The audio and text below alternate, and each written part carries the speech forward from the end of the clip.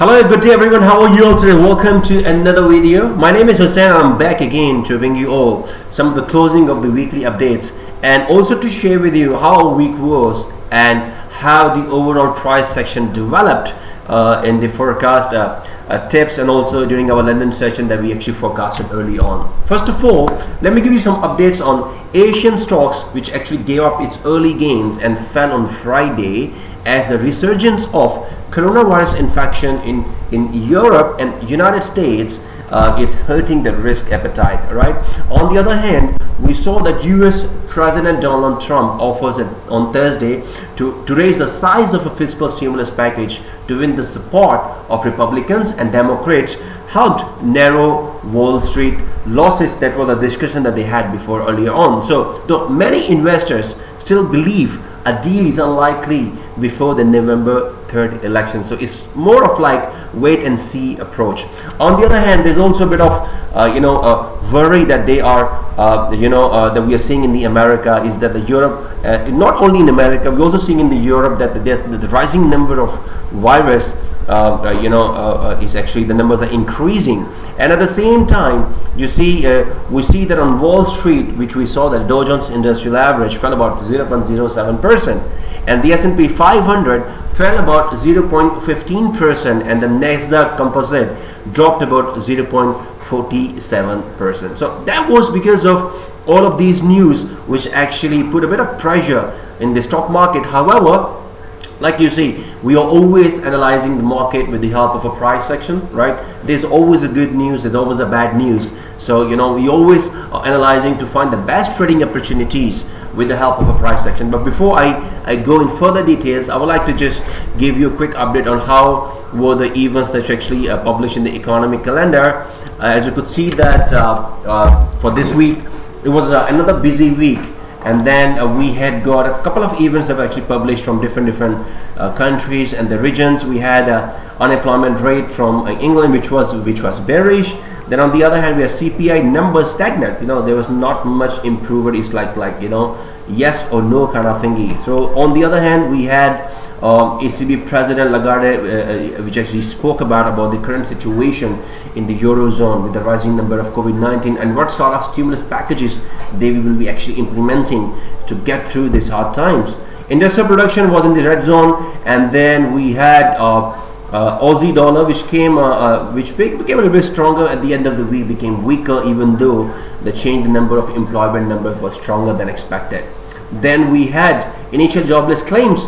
Expected was 8.25 million, but actually it raised more, which is not a good sign for the employment industry, right? So all in all, there was a very busy week. Today we have retail sin coming up, and then industrial production, which will be having a direct impact on the US dollar. Other than that, we don't have much in beside the harmonized CPI numbers from the Eurozone. So guys, like you see that we did some forecast on the Dow Jones Industrial Average that this week we got to expect a bit of correction, and you see it did came down from this particular point because we did analysis on that, like I showed you before, right, that it could be coming under a bit of pressure. But then at the same time, we got to see that what is the bigger picture telling us. You see, overall it is still a valid uptrend, right?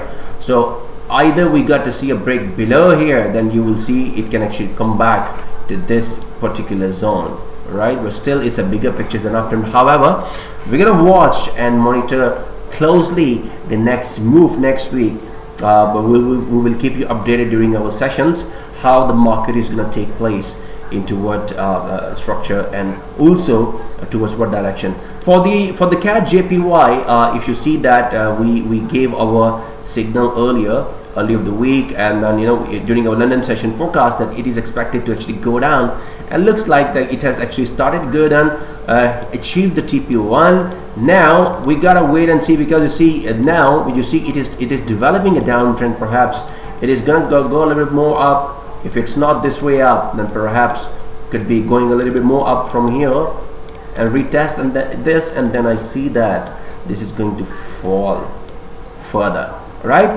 On the other hand, we had Apple. They launched a new iPhone and their new products, as you could see that on this price action on the Apple, I see that from this particular zone, I spoke about it, that from here there is a potential likelihood that this would be coming under pressure, which actually came back.